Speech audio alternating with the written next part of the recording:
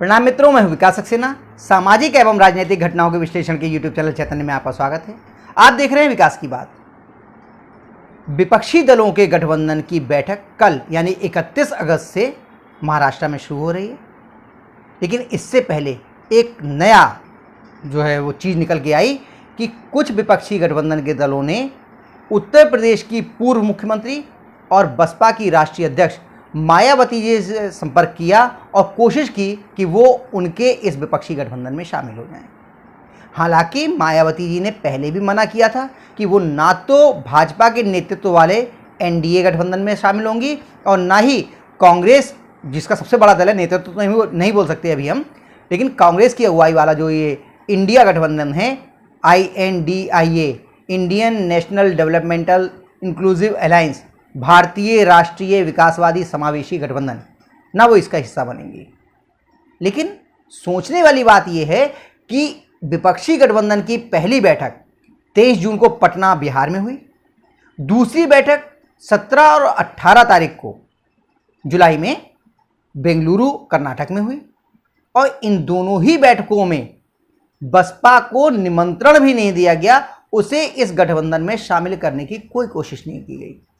तो आखिर कौन से ऐसे नए बदलाव आ गए, कौन सी ऐसी नई बातें हो गई कि जिसकी वजह से अचानक बसपा को इस गठबंधन में शामिल करने की आतुरता कुछ विपक्षी दलों द्वारा दिखाई गई। तो आज के इस अंक में हम लोग थोड़ा इसी पे चर्चा करेंगे।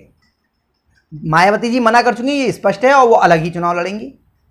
दरअसल जो ये विपक्ष का गठबंधन बन रहा है, इसमें सारे ही दल, चाहे वो कांग्रेस हो गई, चाहे आम आदमी पार्टी हो गई, चाहे तृणमूल कांग्रेस हो गई, चाहे वाम दल हो गए या अन्य दल हो गए, या नीतीश कुमार जी का JDU हो गया, RJD हो गया, सब अपने अपने हित साधने में लगे हुए हैं। बसपा को इस इंडिया गठबंधन में शामिल करने का उद्देश्य क्या था, इसको समझिए। दरअसल कांग्रेस छत्तीसगढ़, राजस्थान, मध्य प्रदेश का जो विधानसभा चुनाव होने वाला है, इसको लेकर बहुत घबराई हुई है। राजस्थान तो खास तौर से उसे लग रहा है कि जिस तरह की खींचतान अशोक गहलोत और सचिन पायलट में चल रही है, बिल्कुल किसी भी हालत में वो राजस्थान को बचा नहीं पाएंगे। और वैसे भी ये कांग्रेस का इतिहास रहा है कि राजस्थान और मध्य प्रदेश में उन्होंने अपनी सरकार रिपीट नहीं की है, ये कई दशक से ऐसा हुआ है। और जब उनकी सरकार रही है तो एंटी इनकम्बेंसी का असर इतना रहा है कि उनकी सीटें बहुत तेजी से घटी हैं। तो राजस्थान, मध्य प्रदेश और छत्तीसगढ़ में मायावती अगर उनके साथ आ जाती हैं तो उनको लाभ मिलेगा। दरअसल मायावती को जो इस इंडिया गठबंधन में शामिल करने की कोशिश हो रही थी, वो लोकसभा चुनाव की वजह से नहीं हो रही थी, वो हो रही थी जो चंद महीने बाद, 1 या 2 महीने बाद विधानसभा के चुनाव होने हैं, 5 राज्यों के चुनाव हैं, उसमें तेलंगाना और शायद मिजोरम ये भी शामिल है, लेकिन मुख्य रूप से इन 3 राज्यों के। मायावती जी लगातार सन 1990 से राजस्थान का चुनाव लड़ रही हैं, 93 से वो मध्य प्रदेश में चुनाव लड़ रही हैं और छत्तीसगढ़ में भी काफ़ी समय से चुनाव लड़ रही हैं।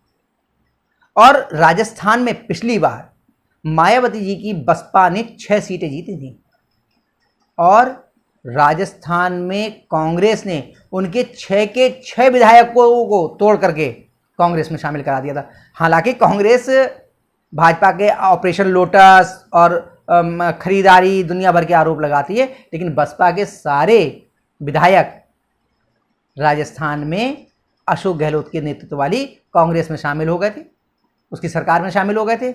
और आज बसपा का एक भी विधायक राजस्थान में नहीं है। तो राजस्थान में लगातार एक अच्छी प्रेजेंस जो है वो बसपा ने बना के रखी है। अब अगर हम बात करें मध्य प्रदेश की, तो मध्य प्रदेश में आज 2 विधायक बहुजन समाज पार्टी के हैं। उसने अपने 7 प्रत्याशियों का 2023 वाले चुनाव के लिए ऐलान भी कर दिया है। अब छत्तीसगढ़ को समझिए। छत्तीसगढ़ में 2003 से ही बसपा जो है वहां पे विधानसभा का चुनाव लड़ रही है। 2003 में 4.45% वोट लेकर के उसने 2 सीटें जीती थी।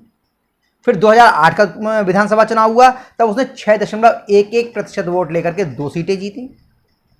2013 के चुनाव में 3.9% वोट लेकर के उसने 2 सीटें जीती। और अभी जो पिछला विधानसभा चुनाव हुआ था 2018 का, इसमें वहां पर उसका एक प्रत्याशी विजयी हुआ। यानी कि अगर हम छत्तीसगढ़ की बात करें, मध्य प्रदेश की बात करें या राजस्थान की बात करें, तीनों ही राज्यों में मायावती का अपना एक वोट बैंक है जो उनके साथ जुड़ा हुआ है। और राजस्थान में तो बहुत ही ज़्यादा प्रभावशाली हैं वो अपेक्षाकृत। उत्तर प्रदेश के बाद अगर सबसे ज़्यादा उनका प्रभाव कहीं पर है तो वो राजस्थान में। तो कांग्रेस को ये लग रहा था कि अगर मायावती जी को इंडिया गठबंधन में शामिल कर लेते हैं तो आगामी विधानसभा चुनाव जो इन 3 राज्यों में होने हैं, इसमें बसपा का वोट उनके साथ आ जाएगा और उनके लिए थोड़ी सी राहत मिल जाएगी।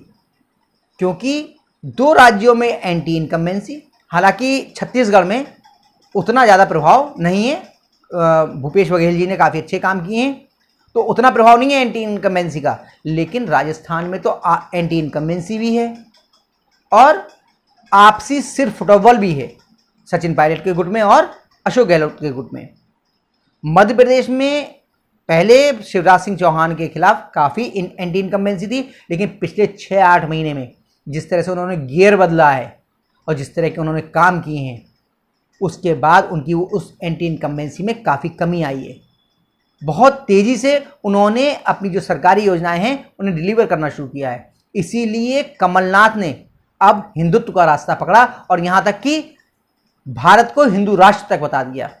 इसीलिए उनके खिलाफ दिग्गी राजा यानी दिग्विजय सिंह, उन्होंने तो बयान दे दिया कि नहीं, जो भी हिंदू राष्ट्र की बात कर रहे हैं उन्हें पहले संवैधानिक पदों को छोड़ देना चाहिए।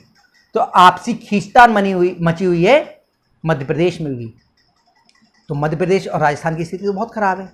और छत्तीसगढ़ में भी अगर बसपा साथ में नहीं आती है तो वहाँ पर भी थोड़ी सी दिक्कतें होंगी। तो कांग्रेस की कहीं मंशा आगामी लोकसभा चुनाव यानी 2024, जिसका ढिंढोरा पीटा जा रहा है कि इंडिया गठबंधन जो है 2024 में मोदी को परास्त करने के लिए बनाया जा रहा है, बिल्कुल नहीं। पूरी तरीके से कांग्रेस का उद्देश्य था कि इन 3 राज्यों में बसपा का साथ मिल जाए, इसलिए वो उन्हें इंडिया गठबंधन में शामिल करना चाहते थे। क्योंकि ये तो जग जाहिर है कि उत्तर प्रदेश में अब दोबारा मायावती और अखिलेश यादव के बीच चुनावी समझौता होना लगभग असंभव है। ऐसी हालत में क्या उत्तर प्रदेश में लोकसभा चुनाव में गठबंधन हो पाएगा? तो संभव नहीं है। तो आखिर मायावती क्यों इस इंडिया गठबंधन में शामिल होंगी? एक और पार्टी का नाम बताता हूं मैं कि कांग्रेस की आप घबराहट को समझिए। जो कांग्रेस ने दिल्ली सेवा बिल पर अपने तमाम नेताओं को नजरअंदाज करके आम आदमी पार्टी का सहयोग किया, उसका उद्देश्य भी यही था। वो चाहते थे कि इन विधानसभा चुनावों में आम आदमी पार्टी इन 3 राज्यों में अपने प्रत्याशी न उतारे। लेकिन आम आदमी पार्टी के संयोजक अरविंद केजरीवाल बहुत बड़े शातिर राजनीतिज्ञ हो गए हैं। अब उन्होंने साफ कर दिया था कि वो इंडिया गठबंधन में केवल इसलिए शामिल हुए हैं ताकि लोकसभा चुनावों में प्रधानमंत्री नरेंद्र मोदी की पार्टी भारतीय जनता पार्टी को हराया जा सके। उन्होंने साफ कर दिया था कि विधानसभा चुनावों में किसी भी प्रकार का गठबंधन वो नहीं मान रहे हैं। वो अपने प्रत्याशी सभी विधानसभा क्षेत्रों में उतारेंगे जहां जहां पर उनके जीतने की संभावना है, चाहे वो छत्तीसगढ़ हो गया, चाहे राजस्थान हो गया और चाहे मध्य प्रदेश हो गया। इसीलिए अब कांग्रेस उनसे किनारा करने लगी है और कांग्रेस के नेता लगातार उन पर हमलावर हैं और उनकी पार्टी पर हमलावर हैं। ध्यान कीजिए, अगर लोकसभा चुनाव में आम आदमी पार्टी और कांग्रेस के बीच समझौता होता है तो इसका नुकसान सिर्फ और सिर्फ कांग्रेस को होगा। क्योंकि पंजाब में अधिकांश जो लोकसभा सदस्य हैं वो कांग्रेस पार्टी के हैं। आम आदमी पार्टी के पास तो सिर्फ 1 लोकसभा सदस्य हैं। और दिल्ली की जहां तक बात करें, वहां पे 7 की 7 सीटों पर भारतीय जनता पार्टी के प्रत्याशी विजयी हुए हैं। तो अगर आम आदमी पार्टी और कांग्रेस मिलकर के 2024 का लोकसभा चुनाव लड़ते हैं तो ये गठबंधन कांग्रेस की कीमत पर होगा। तो सब शातिर हैं, कांग्रेस अपना लाभ देख रही है, आम आदमी पार्टी अपना लाभ देख रही है और बसपा को मालूम है कि कांग्रेस के साथ जाने पर उसे किसी भी प्रकार का लाभ नहीं होने वाला। क्योंकि उसके जो 6 जीते हुए विधायक थे वो भी कांग्रेस ने पिछली बार चुरा लिए थे। समझिए, 6 के 6 विधायक। आपको याद होगा वो अभी राजेंद्र गुड़ाही की जो बात थी, जो लाल डायरी वाले, जिन्हें अभी अशोक गहलोत ने अपने मंत्रिमंडल से बर्खास्त किया है, जो ये कह रहे हैं कि अशोक गहलोत जी की सारे भ्रष्टाचार का कच्चा चिट्ठा इस लाल डायरी में है वो बसपा के ही विधायक थे और उनको कांग्रेस में शामिल कर लिया गया था। तो केवल आज के इस अंक में मुझे यही बताना था कि जो बसपा को कांग्रेस में क्या जो गठबंधन है, इंडिया गठबंधन, उसमें शामिल करने की जो कोशिश की जा रही थी वो वास्तव में लोकसभा चुनाव के लिए नहीं थी, बल्कि पूरा प्रयास जो 1 महीने बाद या 2 महीने बाद जो विधानसभा चुनाव होने वाले हैं उसमें जो घबराहट है कांग्रेस की, उसमें भाजपा को दमदारी से मुकाबला करने के लिए, भाजपा को दमदारी से उसमें शिकस्त दी जा सके इन 3 राज्यों में, इसके लिए वो बसपा का साथ चाहते थे। और मायावती ने उनकी इस पेशकश को पूरी तरीके से ठुकरा दिया है। अब कल से होनी है इंडिया गठबंधन की बैठक, देखते हैं उसमें कौन कौन से दल शामिल होते हैं, उसमें संयोजक के नाम का घोषणा होती है या नहीं होती है। और ध्यान रखिए, सीटों के बंटवारे पर किसी तरह की कोई घोषणा नहीं होगी, ये मैं इन एडवांस बता दे रहा हूं, क्योंकि जैसे ही सीटों के बंटवारे की बात आएगी ये सारे दल आपस में सिर्फ फुटबॉल करने लगेंगे, क्योंकि ना तो टीएमसी पश्चिम बंगाल में किसी को हिस्सेदारी देने जा रही है, समाजवादी पार्टी उत्तर प्रदेश में हिस्सेदारी देने को तैयार नहीं है, अन्य दल अपने अपने राज्यों में कोई हिस्सेदारी देने को तैयार नहीं है।